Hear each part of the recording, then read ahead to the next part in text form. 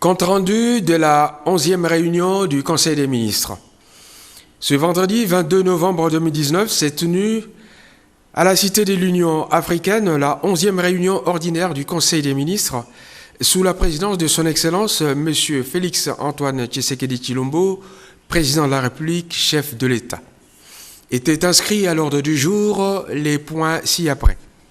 1. Communication de son Excellence M. le Président de la République, chef de l'État. 2. Points d'information. 3. Approbation d'un relevé des décisions du Conseil des ministres. 4. Examen et adoption des dossiers. 5. Examen et adoption des textes. De la communication de son Excellence Monsieur le Président de la République, chef de l'État.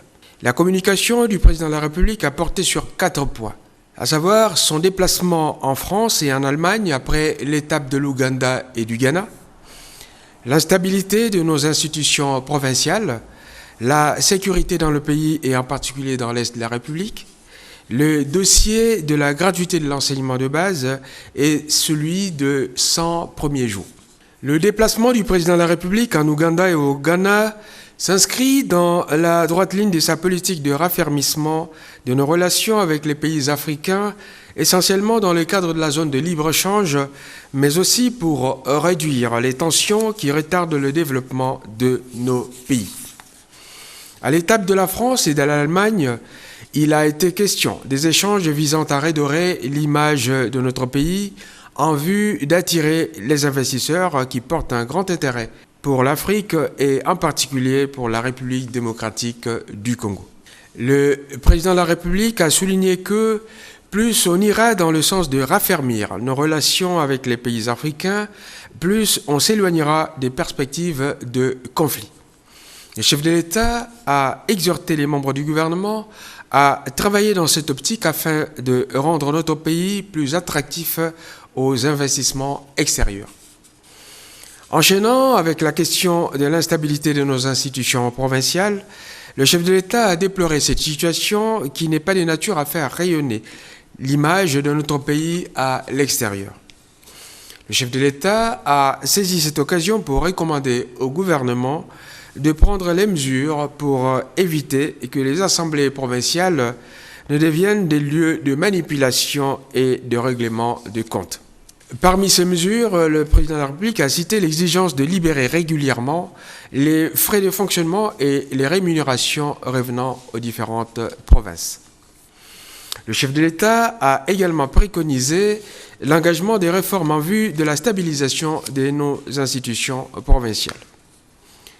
Parlant de la situation sécuritaire, le président de la République a informé les membres du Conseil de la réunion du Conseil de sécurité qu'il a tenue en vue de prendre des mesures qui s'imposent tant sur le plan militaire, logistique que financier, et ce pour bien mener les opérations de rétablissement de la paix sur toute l'étendue de la République.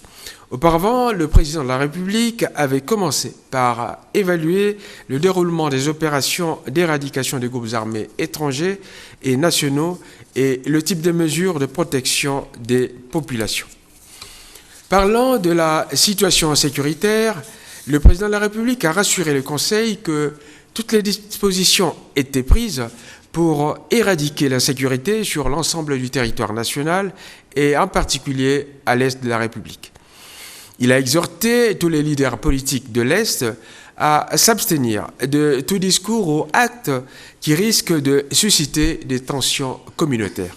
À ce sujet, le président de la République a épinglé la situation sécuritaire préoccupante à Beni et Minembwe, pour laquelle il a annoncé la création d'une commission gouvernementale constituée de personnalités non originaires de ces territoires afin de réfléchir sur les mesures à prendre pour ramener définitivement la paix dans cette partie du pays.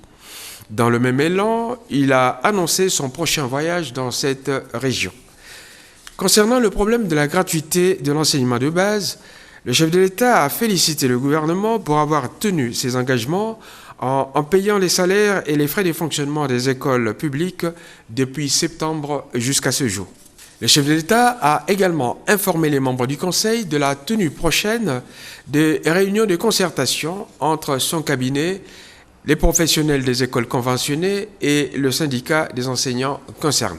Les conclusions de ces rencontres seront transmises au ministre de l'EPST pour finalisation et au Conseil des ministres pour l'encadrement de cet important projet. S'agissant des travaux de 100 premiers jours, le président de la République a exhorté le gouvernement à relancer le décaissement des fonds nécessaires au parachèvement de ces travaux. À cet effet, le président de la République a instruit le Premier ministre et les ministres concernés de procéder au paiement des sommes sollicitées par les prestataires afin de parachever les travaux des 100 premiers jours en recourant au mode de paiement décidé lors des réunions antérieures des conseils des ministres, à savoir le trésor public ou le marché financier. Des points d'information. Il s'agit particulièrement du point développé par le vice-premier ministre, ministre de l'Intérieur, Sécurité et Affaires coutumières, qui concerne le point suivant, de l'État et de l'administration du territoire. On note un calme relatif sur toute l'étendue du territoire national. Toutefois, les faits suivants peuvent être relevés. 1. De l'état d'esprit de la population. Cet état d'esprit se caractérise par les éléments ci-après. L'inquiétude des parents suite au mouvement de grève des enseignants du primaire et du secondaire. La tension soutenue de la population vis-à-vis du dénouement du procès du meurtre de l'administrateur adjoint de l'hôpital Vijana de Lingwala. Du fonctionnement des institutions provinciales. On note une cascade de motions de censure à l'égard des gouverneurs des provinces du Kasaï central, Olomami et Ituri. Le gouverneur déchu ainsi que le président de l'Assemblée provinciale de l'Ituri ont été appelés en consultation à Kinshasa. On note également une tension à l'Assemblée provinciale du Bas-Zuélé à la suite de la suspension des plénières par la présidente de l'Assemblée provinciale et ce consécutivement à la motion de défiance initiée contre elle. Parmi les solutions préconisées par le gouvernement face à cette vague d'instabilité, il y a lieu de noter les initiatives suivantes. La tenue d'un séminaire de recadrage des membres des bureaux des assemblées provinciales et des gouverneurs des provinces. Le décaissement régulier des fonds de rétrocession aux provinces pour faire fonctionner harmonieusement les institutions provinciales. De la situation sécuritaire. Les opérations militaires de grande envergure ordonnées par le commandant suprême de FARDC contre les groupes armés locaux et étrangers se poursuivent. Toutefois, on notera dans l'Ituri et le Nord Kivu l'activisme des miliciens Codeco à Ndo et Kebu dans le Djougou, FRPI à Walendu Bindi dans l'Irumu et des présumés terroristes ADF au sud-ouest de Oisha à Beni qui ont réussi à tuer et incendier des maisons. Dans le Congo central, on signalera la situation précaire que vivent les démobilisés à la base militaire de Kitona. Ceux-ci totalisent des dizaines de jours sans ration, provoquant ainsi des graves problèmes de santé. On relèvera également des exercices militaires en faveur des forces navales congolaises, organisés sous la supervision des éléments de la marine belge au large de l'océan Atlantique dans le cadre de la coopération militaire belgo-congolaise. De la criminalité et de la justice. On a noté le meurtre d'un agent de police par des inconnus dans le Haut-Katanga. Le gouverneur de province a été instruit de renforcer les patrouilles mixtes dans Lubumbashi et ses environs. Des cas d'évasion ou de tentatives de la part des prisonniers sont signalés dans les prisons ou postes de police à Ouatta Centre, dans le Ouatta, à Inongo, dans le Maïndombe et Mbujimai, au Kasaï oriental. De la situation aux frontières. On constate la poursuite de mouvements d'expulsion et de retour de nos compatriotes de l'Angola. On constate également le retour en RDC par Tchela dans la province du Congo central via la République du Congo de nos compatriotes expulsés du Gabon.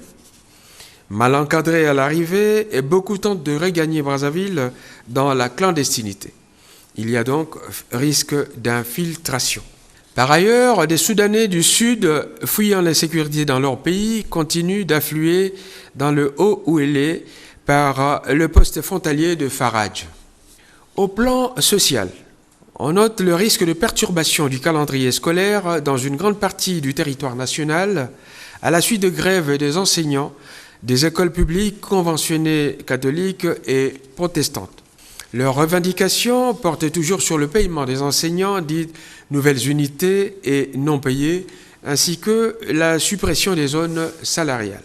Il y a lieu de noter également des cas d'épidémie de choléra et de rougeole signalés dans le Haut-Katanga, le Kasaï oriental, le Lualaba et le Bas-Zuélé. Point concernant les catastrophes diverses. Intervenant à ce sujet, le président de la République a présenté, au nom du Conseil des ministres, à toutes les populations éprouvées des zones sinistrées et celles concernées par les drames humanitaires, ses condoléances et la compassion du gouvernement. Au sujet de l'assistance humanitaire, le président de la République a informé le Conseil des ministres de la disponibilité de la MONUSCO à nous aider pour la logistique aérienne. Par ailleurs, le chef de l'État a annoncé son intention d'effectuer prochainement des visites dans les zones affectées par les inondations, accompagné des ministres ressortissants de ce coin du pays. Il en fera de même pour les zones touchées par l'insécurité et la guerre. Ici, il faut entendre Béni et le Sud Kivu. Ministère de la Défense nationale et anciens combattants. Situation sécuritaire. Complétant les informations du vice-premier ministre, ministre de l'Intérieur, le ministre de la Défense et des anciens combattants a confirmé qu'un calme relatif règne sur près de 136 territoires de la République. Il a signalé des braquages dans le Congo central exercés par des hommes armés. Il a également signalé la conquête de grands sites tenus par les ADF par nos forces armées dans le Nord Kivu, ce qui occasionne des représailles à travers des assassinats de civils afin d'opposer la population à l'armée. Le travail important de conscientisation de la population par des élus est à saluer. De même, la reddition des membres de groupes armés se poursuit dans le Nord Kivu. À Minembwe, la situation militaire est sous contrôle. Il faut signaler que des forces négatives sont en train de verser dans l'intoxication de la population afin de pousser à l'internationalisation de ce conflit qui est pourtant interne. Il faut signaler également que les opérations se poursuivent à l'est du pays dans le cadre du processus DDR. 3. Approbation d'un relevé des décisions du Conseil des ministres. Le relevé des décisions prises lors de la 10e réunion du Conseil des ministres de vendredi 15 novembre 2019 a été approuvé. 4. Examen et adoption des dossiers. Le premier dossier concerne le ministre d'État, ministre des Ressources hydrauliques et électricité. Il s'agit du dossier concernant principalement le cri d'alarme de la Régie des eaux. Dans sa note de présentation au Conseil des ministres, le ministre d'État, ministre des Ressources hydrauliques et électricité, a relevé que la Régie des eaux SA est confrontée à de nombreuses difficultés, tant financières que techniques. Cette situation affecte la desserte en eau, aussi bien en qualité qu'en quantité, à Kinshasa en particulier. Parmi les solutions préconisées, il cite notamment le remplacement de motopompes de Njili, 5 au total, la commande de couverture d'au moins une année d'un nouveau lot des intrants de potabilisation des eaux, la réalisation effective des travaux de construction du premier module de la future usine de production d'eau potable de Lemba Imbu, la mise à disposition d'un montant de 5 140 000 $ américains au titre de la facture de consommation d'eau par les instances officielles et les institutions publiques. Le Conseil des ministres a obtenu du Premier ministre l'accord d'examiner rapidement les voies et moyens de régler ce problème dans l'urgence. 2. Ministre du Commerce extérieur. Il s'agit du dossier portant sur les perspectives de la 12e conférence ministérielle de l'Organisation mondiale du commerce, OMC en sigle. Le ministre du Commerce de la République de Chine a sollicité le soutien et le coparrainage du gouvernement congolais au projet de déclaration ministérielle conjointe sur la facilitation des investissements pour le développement qui se tiendra en juin 2020. C'est dans ce sens que le ministre du Commerce sollicite du gouvernement l'autorisation de répondre favorablement à cette demande et subséquemment à obtenir la participation des experts de la RDC à la réunion préparatoire qui aura lieu du 9 au 11 décembre 2019 à Marrakech, à l'attention des pays d'Afrique francophone.